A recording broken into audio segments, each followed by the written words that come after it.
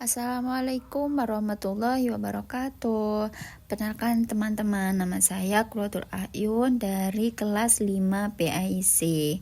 Prodi PAI Universitas Islam Kiai Ahmad Muzaki Syah.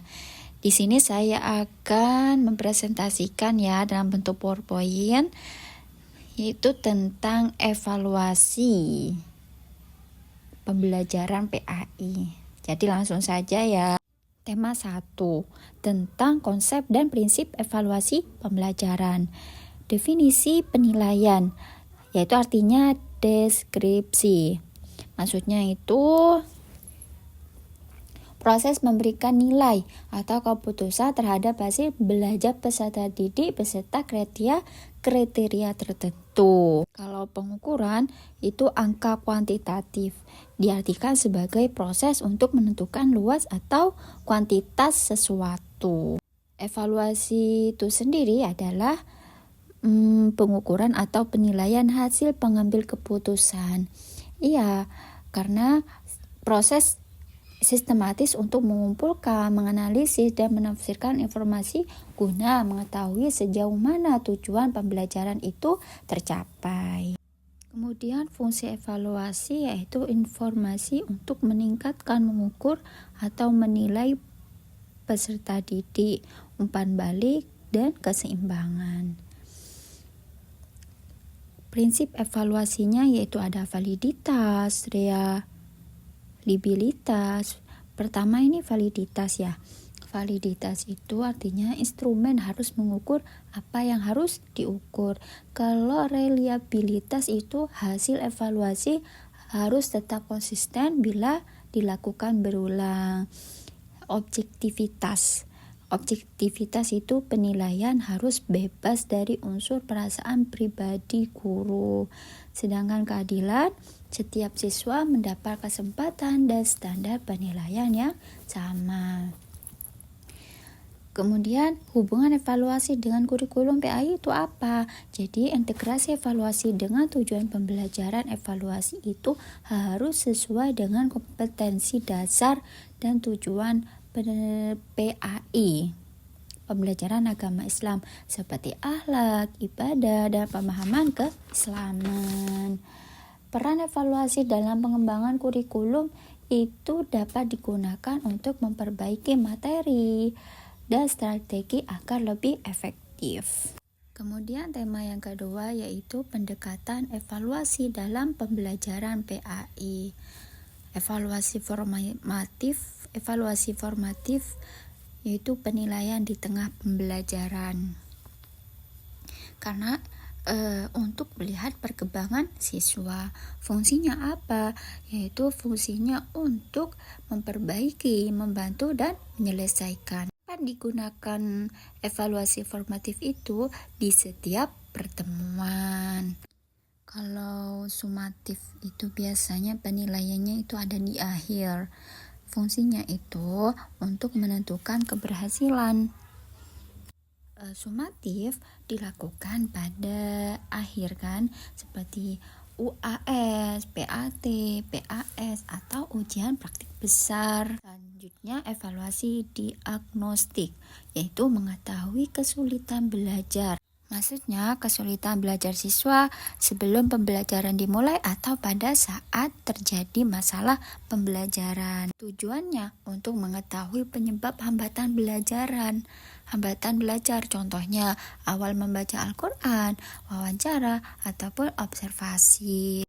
Sedangkan evaluasi berbasis kompetensi itu fokus pada pencapaiannya saja. Cara mengukurnya dengan cara seperti observasi ibadah, seperti sholat, wudhu, ngaji, seperti itu. Penilaian sikap religius, doa harian, sopan santun, dan kejujuran. Kemudian tema ketiga kita itu instrumen evaluasi dalam pembelajaran PAI. Jenis-jenis instrumen itu ada 3. Ada tes tertulis, tes lisan, dan tes praktik. Yang pertama kan tes tertulis. Ini biasanya yang paling umum digunakan dalam pembelajaran. Di dalam tes ini bentuknya itu ada lembar soal yang harus dijawab oleh siswa itu secara tulisan. Bentuknya ya tes tertulis, ada pilihan ganda, ada isian singkat, dan juga ada uraian atau esai. Kelebihannya mudah diperiksa, kekurangannya memerlukan waktu. Yang kedua ada tes lisan. Kalau tes lisan itu biasanya dilakukan melalui tanya jawab atau pembacaan materi secara langsung. Kelebihannya bisa mengetahui kemampuan siswa, mengetahui pemahaman, kelancaran, dan ketepatan. Sedangkan kekurangannya itu waktunya itu membutuhkan waktu lama seperti itu. Berpotensi atau pemalu atau gugup. Yang nomor 3, tes praktik. Jadi tes praktik itu biasanya digunakan untuk mengukur keterampilan atau tindakan nyata siswa. Kelebihannya kemampuan nyata. Kekurangannya membutuhkan waktu, tempat, dan alat yang cukup. Contohnya nih, tes praktik itu praktik ketika wudhu, praktik ketika sholat, atau praktik ketika azan. Selanjutnya penyusunan instrumen. Ada menentukan tujuan pembelajaran, menyusun indikator yang jelas dan terukur, membuat kisi-kisi agar setiap soal sesuai tujuan, menyusun soal yang relevan dengan indikator, kemudian menghindari soal bias, misalnya menggunakan bahasa yang terlalu sulit. Instrumen non-tes. Instrumen non-tes dalam PAI itu ada observasi. Jadi observasi itu biasanya dilakukan dengan mengamati perilaku siswa secara langsung, baik dalam kegiatan belajar maupun di luar kelas. Portofolio biasanya berisi kumpulan hasil kerja siswa yang menunjukkan perkembangan belajar dalam jangka waktu tertentu. Isinya biasanya berupa catatan harian ibadah, hasil hafalan surat atau doa, dan tulis tangan ayat beserta artinya. Rubrik penilaian. Rubrik adalah panduan untuk menilai sikap atau keterampilan dengan jelas. Selanjutnya wawancara. Wawancara biasanya digunakan untuk mengetahui motivasi, pengalaman belajar, dan permasalahan siswa. Penggunaan instrumen non-tes ini untuk mengukur aspek afektif dan psikomotorik dalam pembelajaran PAI supaya tidak hanya berfokus tetapi harus menyentuh aspek efektif, sikap dan penilaian serta aspek psikomotorik, yaitu keterampilan ibadah. Karena kedua ranah ini tidak dapat diukur hanya dengan soal ujian tertulis, maka guru harus menggunakan instrumen non-tes. Instrumen non-tes ini dipilih karena mampu memberikan gambar nyata tentang sikap, perilaku, kebiasaan, dan keterampilan praktik yang dimiliki peserta didik. Konsep afektif. Jadi evaluasi afektif itu menilai sikap, minat, nilai, dan karakter religius siswa. Dimensi afektifnya ada sikap, minat, nilai, dan apresiasi. Apresiasi itu maksudnya kemampuan menghargai nilai-nilai agama secara mendalam. Contohnya merasa bahagia ketika menghafal surat. Kemudian skala sikap itu angket yang berisi pernyataan yang harus dijawab oleh siswa biasanya dengan pilihan. Kemudian jurnal refleksi. Biasanya itu adalah jurnal refleksi itu tulisan siswa tentang pengalaman, perasaan, dan perilaku. Observasi sikap biasanya dilakukan melalui pengamatan langsung terhadap perilaku siswa. Contoh kebiasaan memberi salam.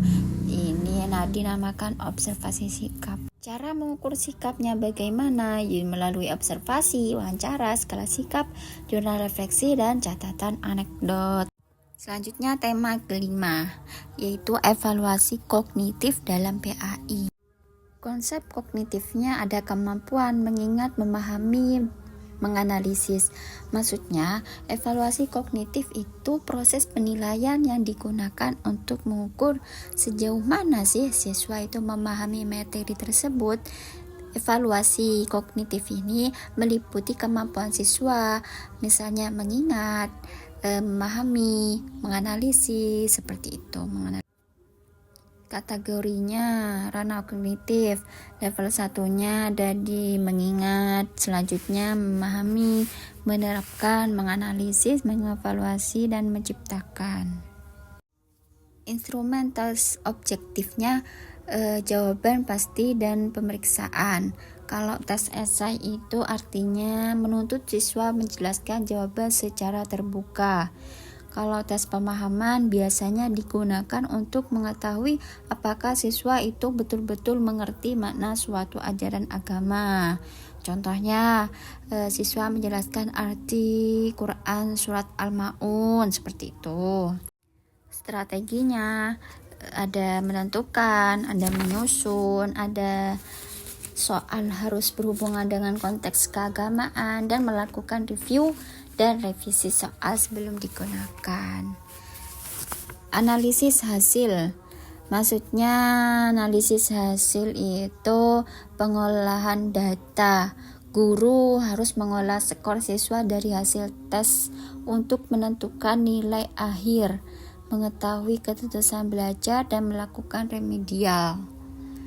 Dan identifikasinya dari hasil evaluasi tersebut, guru dapat melihat materi mana yang banyak salah, siswa yang mana yang mengalami masalah pembelajaran. Contohnya, kesulitan dalam PAI, salah memahami ayat, bingung membedakan sunnah dan wajib, seperti itu. Selanjutnya kita sampailah ke tema 6, yaitu evaluasi psikomotorik dalam PAI. Konsep psikomotorik yaitu proses menilai kemampuan siswa dalam melakukan keterampilan. Hubungannya dengan PAI itu ada praktik wudu, gerakan dan bacaan sholat, membaca Al-Quran dengan tajwid dan adzan dan istiqomah, dan lain-lain. Seperti itu hubungannya. Instrumen observasi itu di sini ada 2, ada observasi dan ada penilaian praktik. Observasi maksudnya itu pengamatan langsung. Jadi digunakan untuk menilai keterampilan ibadah secara langsung. Kalau penilaian praktik itu digunakan untuk menilai untuk kerja siswa melalui tugas ibadahnya tadi, seperti ujian praktik sholat, memimpin doa, atau hafalan surat, dan lain-lain seperti itu. Implementasi ibadah sholat ada ketetapan berdiri, ruku. Ini maksudnya penilaian ya. Penilaiannya itu ada sholat, ada ketepatan berdiri, wudu, seperti itu. Gimana cara mengukurnya? Mengukur pengalaman nilai Islam dalam kehidupan sehari-hari, guru bisa menilai perilaku yang menunjukkan psikomotorik keagamaan. Contohnya seperti memberi salam saat bertemu, menutup aurat dengan rapi, menjaga kebersihan diri dan lingkungan. Selanjutnya tema 7 yaitu ada teknologi dalam evaluasi pembelajaran PAI. Pengolahan data yaitu proses pengumpulan, mengelompokkan atau menganalisis dan menafsirkan. Teknik pengolahan data itu ada pengumpulan data, pengelompokan data, penskoran, dan penilaian. Penggunaan statistik dasarnya bisa dengan menggunakan nilai rata-rata, presentase, nilai, dan perbandingan nilai. Kemudian cara menyusun laporan informatifnya dengan identitas siswa, hasil penilaian kognitif, efektif, dan psikomotorik. Hasil evaluasi bisa disampaikan melalui rapotan, komunikasi langsung, dan media digital. Pemanfaatan hasil evaluasi itu alhamdulillah dengan cara menilai aktivitas, metode, media, dan pendekatan pembelajaran. Implementasinya menggunakan remedial, pengayaan, dan pembiasaan sikap. Selanjutnya kita sampai ke tema 8. Tema 8 itu membahas tentang evaluasi berbasis proyek dan kinerja dalam PAI. Definisi berbasis proyek yaitu ada penilaian. Maksudnya menilai kemampuan siswa melalui tugas atau kegiatan proyek yang dilakukan dalam jangka waktu tertentu, yang bertujuan untuk mengukur pemahaman materi sekaligus penerapan nilai-nilai Islam dalam kehidupan nyata. Manfaatnya antara lain ada tanggung jawab, kerjasama, kreativitas, dan peduli sosial. Contoh proyeknya ada penggalangan sedekah, bakti sosial, pembuatan poster, dan lain sebagainya. Penggunaan penilaian kinerja biasanya dilakukan untuk menilai kemampuan siswa dalam praktik ibadah seperti wudhu, sholat, membaca Al-Quran, dan doa harian. Rubriknya juga biasanya mencakup beberapa aspek, yaitu ada ketepatan bacaan, urutan gerakan, kehusyuan, dan disiplin. Dan kriterianya ada sangat baik, cukup, perlu bimbingan. Selanjutnya penilaian autentik. Jadi penilaian autentik itu biasanya menilai kemampuan siswa dalam konteks kehidupan nyata. Dalam PAI, penilaian autentik diimplementasikan dengan mengamati sikap religius, perilaku sehari-hari, serta kemampuan siswa dalam menerapkan nilai-nilai Islam di sekolah maupun di rumah. Contohnya ada observasi sopan santun, jurnal refleksi, ibadah, dan kegiatan sosial. Selanjutnya kita sampai ke tema 9, yaitu evaluasi diri dan refleksi dalam pembelajaran PAI. Jadi evaluasi diri itu adalah proses siswa menilai, merefleksikan pemahaman, sikap, dan praktik. Pentingnya evaluasi itu adalah kesadaran religius, tanggung jawab, dan cara melibatkannya. Siswa itu harus jujur, berkedisiplinan ibadah, akhlak baik, dan kepedulian. Selanjutnya kuesioner refleksi. Biasanya ada daftar pertanyaan, yaitu daftar pertanyaannya itu harus dijawab oleh siswa yang berdasarkan pemahaman mereka terhadap dirinya sendiri. Bentuknya biasanya berupa pilihan ganda, skala sikap, atau pertanyaan terbuka. Sedangkan jurnal adalah tulisan reflektif yang dibuat secara berskala, biasanya mingguan. Jadi biasanya jurnal itu mingguan ya, bukan setiap hari. Di dalam jurnal ini ada siswa diminta menceritakan apa yang mereka alami terkait nilai-nilai keagamaan.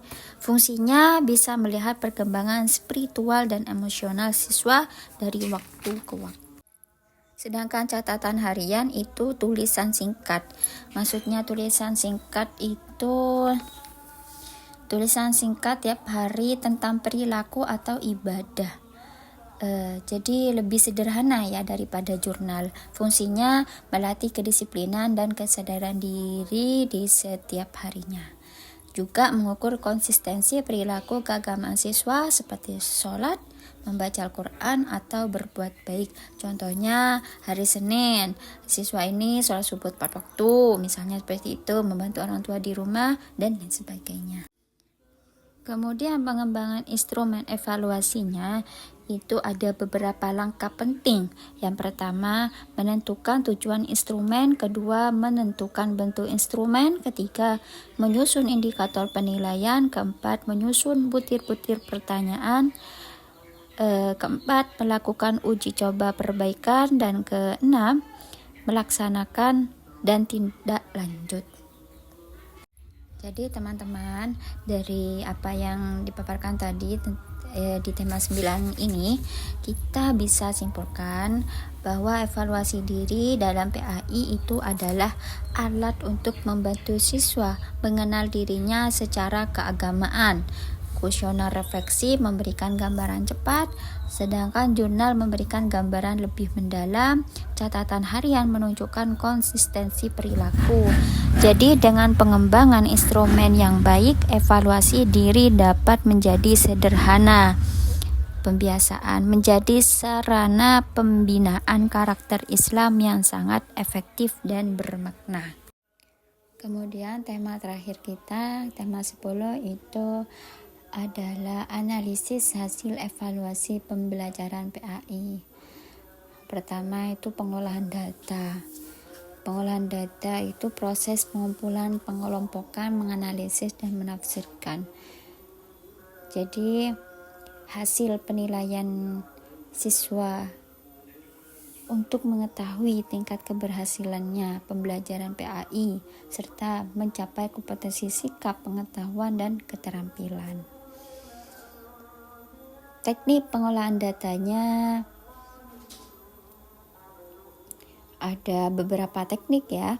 Yang pertama itu ada pengumpulan data. Maksudnya data yang diperoleh dari berbagai bentuk penilaian seperti tes tertulis, tugas, proyek PAI, dan penilaian sikap. Itu. Sedangkan pengelompokan data itu berdasarkan jenis penilaiannya. Yang kognitif, afektif, dan psikomotorik itu. Kemudian ada penskoran dan penilaian. Dan yang terakhir, analisis hasil evaluasi pembelajaran. Kemudian penggunaan statistik dasarnya itu untuk mengevaluasi efektivitas pembelajaran PAI. Di antaranya ada nilai rata-rata, ada persentase ketuntasan belajar, nilai tertinggi dan terendah, dan perbandingan nilai sebelum dan sesudah pembelajaran. Jadi maksudnya itu, pengolahan data hasil evaluasi pembelajaran PAI merupakan proses penting untuk mengetahui keberhasilan pembelajaran dan pencapaian kompetensi siswa melalui teknik pengolahan data dan penggunaan statistik dasar seperti rata-rata dan persentase ketuntasan. Juga guru dapat menilai efektivitas pembelajaran serta menjadikan dasar untuk perbaikan metode remedial dan peningkatan kualitas pembelajaran PAI. Kemudian cara menyusun laporannya yang informatif bisa menggunakan identitas siswa, ada hasil penilaian juga, hasil penilaian kognitif, afektif, dan psikomotorik. Hasil evaluasi itu bisa disampaikan melalui rapotan, komunikasi langsung, dan media digital. Pemanfaatan hasil evaluasinya ada menilai efektif metode, media, dan pendekatan pembelajaran. Implementasinya ada remedial, pengayaan, dan pembiasaan sikap. Mungkin itu saja yang bisa saya sampaikan dari tema 1 sampai 10. Mungkin ada penjelasan yang kurang dipahami atau saya menjelaskan kurang detail gitu ya. Dan terima kasih buat teman-teman yang sudah menonton video saya. Saya pamit undur diri. Assalamualaikum warahmatullahi wabarakatuh. Bye-bye.